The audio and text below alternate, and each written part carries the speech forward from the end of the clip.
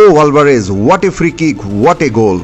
ভাই একবার গোলটা দেখুন তো, মেসির সাথে কি কিছু মিল পাচ্ছেন?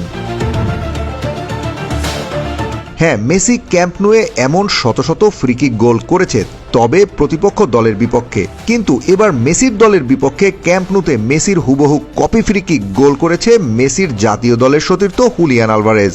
কি ফ্রি কিকটাই না নিল, আর এই ফ্রি কিকে বার্সা কট খেল। ভাই আলভারেজ কেন রিয়াল বা বার্সা পেলেই আগুন হয়ে যায়, একবারও কি ভেবে দেখেছেন কখনো?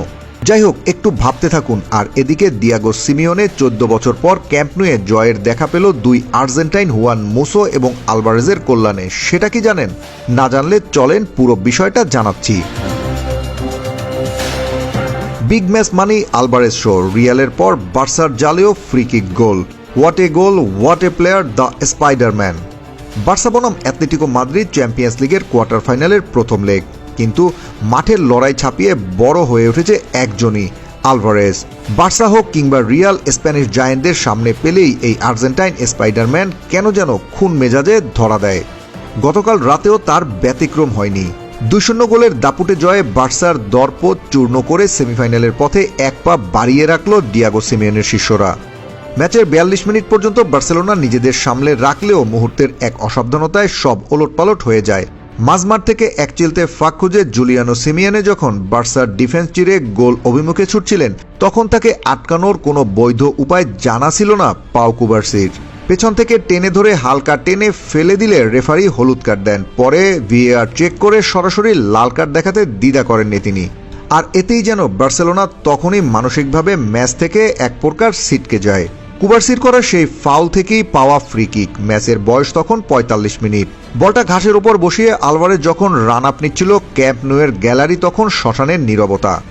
ডান পায়ের সেই বিষাক্ত কার্বে যখন বল বার্সার রক্ষণ দেয়ালের উপর দিয়ে গিয়ে টপ লেফট কর্নারের জালের মাকড়সার জাল পরিষ্কার করলো, গ্যালারির হাজার হাজার কাতালান সমর্থক হয়তো নিজেদের অজান্তেই একবার দীর্ঘশ্বাস ফেলে লিওনেল মেসির নাম জপেছিলেন। হুবহু যেন সেই পুরনো দিনের মেসির ফ্রি কিক। জোয়ান গার্সিয়ার জন্য বলের নাগাল পাওয়া ছিল সাধ্যের অতীত। এই এক গোল দিয়েই ইতিহাস নতুন করে লিখলেন জুলিয়ান আলভারেজ।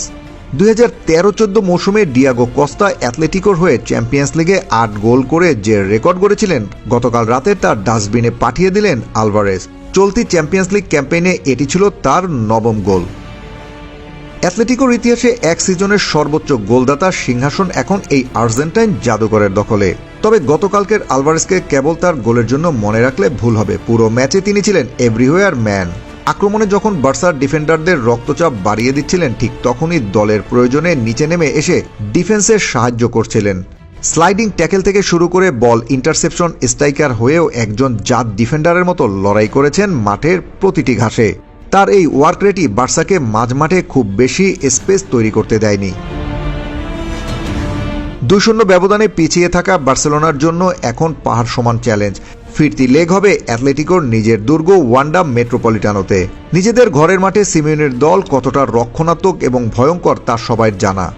বিশেষ করে আলভারেজ যেভাবে রিয়াল বা বার্সাকে পেলে জ্বলে ওঠেন, তাতে ফিরতি লেগ নিয়ে বার্সা কোচ ফ্লিকের কপালে দুশ্চিন্তার ভাঁজ পড়াটাই স্বাভাবিক।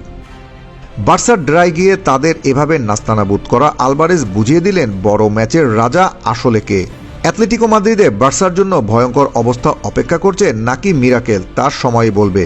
তবে আলভারেজ কিন্তু নিজের তলোয়ারে ধার দিয়ে রেখেছেন পরবর্তী শিকারে নামার জন্য। Team football news desk.